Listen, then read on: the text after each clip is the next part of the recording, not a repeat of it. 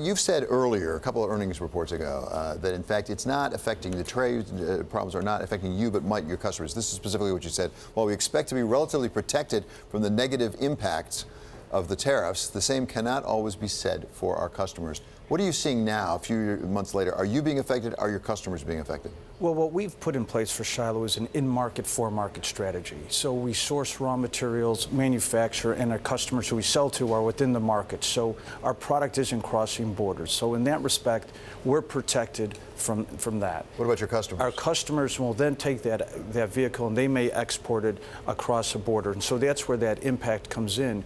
But the added value where Shiloh comes in is we're able to, with our lightweighting technologies, offset about 60% of our customers' impact on tariffs when it's related to a steel, aluminum, magnesium structural part that we manufacture. So we've protected ourselves, but also created a value proposition for our customers. So like you reduce the amount of aluminum that you have in the product, or?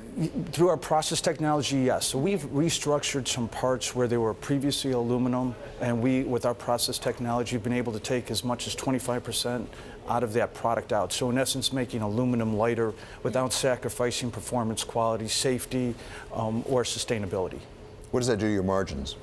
We are projecting and have communicated to the street that we do see margins increasing. We've made a significant product shift from more of a process company to a product-oriented business. So if that's sort of what you were doing sort of a year ago, have you had to change and do new things, or are you just kind of doing the same old as the trade war drags on, as it seems to be expanding, and we kind of get into the whole like this may never end kind of situation? What we're finding is increased opportunity as our customers are looking for alternative solutions, and they're being much more open to ideas. Our laser welding joining technology can significantly provide benefit and reduce weight, and without compromising safety. And so you see that change. So you see an openness from our company, our customers, and a willingness for more innovative ideas, and we're bringing those ideas forward. So we've mentioned Mexico, we've mentioned China. What about Europe? Because the president has threatened, I think it's fair to say, possible tariffs on European autos. How, if those went forward, what would that do to your business?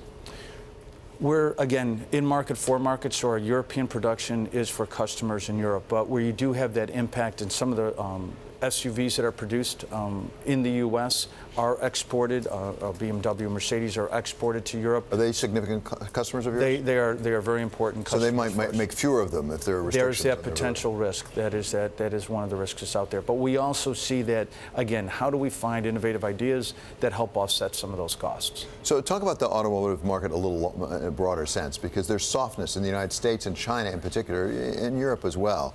How is that affecting your business at this point?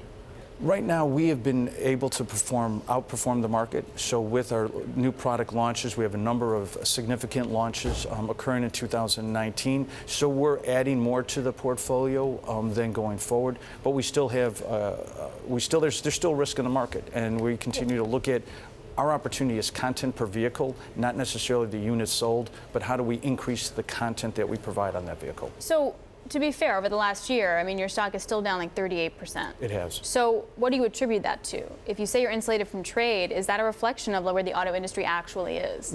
Shiloh trades at really a little bit above our peers as a multiple. So from that standpoint, we've been able to hold that. The sector is down. So we feel that there's opportunity. We feel that there's value in Shiloh, clearly, with what we have going forward, with the opportunities that are presented forward. And we see significant growth opportunities. We talked with Mark Royce, the president of General Motors, a big customer of yours, yesterday from Flint, Michigan, because they were expanding their heavy-duty truck facility up there, as you know. And one of the things we talked about was the shift from passenger vehicles over to trucks, and particularly heavy-duty trucks. And this is what he had to say about that product shift. Not everybody goes from a car to a pickup truck, but certainly pickup trucks and heavy-duty pickup trucks, a lot of people earn their living with that. A lot of those are primary transportation, and they earn a living with it. And then some of those are truly lifestyle trucks as well, that are more the expensive luxury-based pickup trucks. Those are growing as well. So you look at those and you say, yeah, that's happening, but it's also happening across the cars to crossovers and cars to other things besides pickup trucks. So yeah, it's all happening. So General Motors might sell fewer vehicles. They can make more money because the profit margin is higher. Is that true for your company, for Shiloh, and can that help some of the problem that Alex pointed out with the stock price? With the content, yes. So we have a content opportunity for growth. So we're roughly on average $200 per content per vehicle. Our product portfolio can range up to $1,200, $1,500 per vehicle. So the more product we put in, that's where our growth opportunity, not necessarily tied to the units sold. GM is a large customer, as you mentioned. The product that they're selling, those heavy-duty trucks, we have content on those, so that's an opportunity for us. And the larger the truck, the more weight you need to take out of it, so it's a value add for us. That's my question. Do you have to provide more of your product per vehicle if it's a truck or it's an SUV than if it's a passenger car?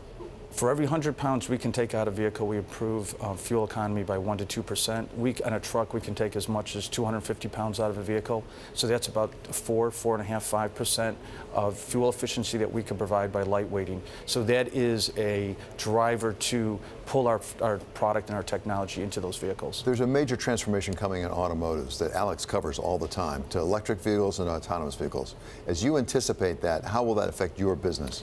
From an electric vehicle side, our content opportunity is just as great. We're very much involved in electrical vehicle sides because the more weight we can take out, the more battery range we extend. So that example I used about making aluminum lighter, taking 26% out, that was actually on an electric vehicle.